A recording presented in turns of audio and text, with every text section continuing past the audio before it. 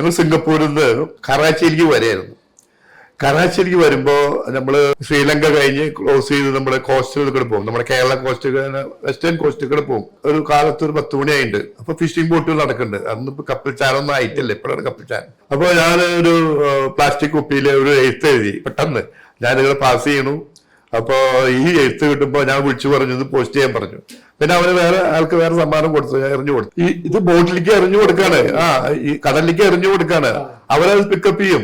അവർക്ക് വേറെ സാധനം വെച്ചിട്ടുണ്ട്, ഗിഫ്റ്റ് ആയിട്ട് വെച്ചിട്ടുണ്ട്. പക്ഷെ അത് അവിടെ നിന്ന് അവർക്ക് മനസ്സിലായി ഇത് കേരളത്തിലെ ഒരാളാണ്. അവരത് പോസ്റ്റ് ചെയ്തിട്ട് ആ ലെറ്റർ ജോയ്സ്ക്ക് കിട്ടിയിട്ടുണ്ട്. കറാച്ചിയിൽ എനിക്ക് ട്രാൻസ്ഫർ കിട്ടി. നമുക്കറിയാലോ ഇന്ത്യയും പാകിസ്ഥാനും തമ്മിലുള്ള. അപ്പോ ഞങ്ങൾക്ക് പുറത്തിറങ്ങാന്ന് വെച്ചാല് ഈ നൈറ്റിലൊന്നും പറ്റില്ല. എല്ലാ രാജ്യത്തും ചില രാജ്യത്ത് ലൈറ്റ് പോവാം, ചില രാജ്യത്ത് 12 മണിക്ക് വരണം. ഈ രാജ്യത്ത് 4 മണിക്കൂറൊക്കെ തരുള്ളൂ ഞങ്ങൾക്ക് ഷോർ ലീവ് എന്ന് പറയും. അപ്പൊ ആദ്യം പോലീസ് ഇൻസ്പെക്ടറുടെ അടുത്ത് പോയിട്ട് ഒപ്പിടണം. വരുമ്പോഴും അവിടെ പോയി ഒപ്പിട്ടിട്ട് വേണം കപ്പലിൽ വരാൻ.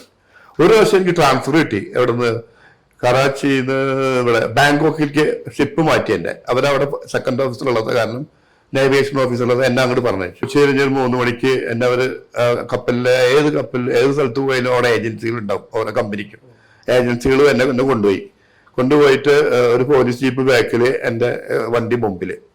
അങ്ങനെ മുന്നിൽ കയറി കറാച്ചിയിൽ വലിയ ഹോട്ടലിൽ തന്നെ താമസിച്ചു. ഞാൻ റൂമിൽ നിന്ന് പുറത്ത് നോക്കുമ്പോൾ 2 പോലീസുകാർ കാവല്, താടി വെച്ചിട്ടുള്ളത്. എനിക്ക് അതും ഞാൻ ചെറുപ്പമല്ലേ, ഇത്ര വലിയ ആളൊന്നും ആയിട്ടില്ലല്ലോ. അപ്പൊ നിങ്ങളെന്ത് ഇവിടെ നിൽക്കണമെന്ന് വെച്ചു. നിങ്ങൾ ഗാഡിയാൻ വേണ്ടി നിൽക്കലാണ്, നിങ്ങൾ ഓടിച്ചോടി പോയാലത്.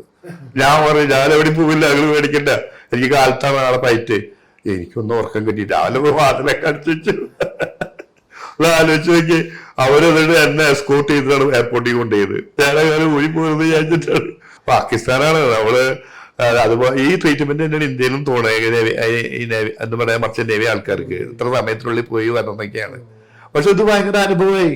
എന്നുവെച്ചാല് എന്തിന് പട്ടാളം പോലീസൊക്കെ എന്റെ പിന്നാലെ, ഞാൻ ആരാണ്? അതും ഓക്കെ.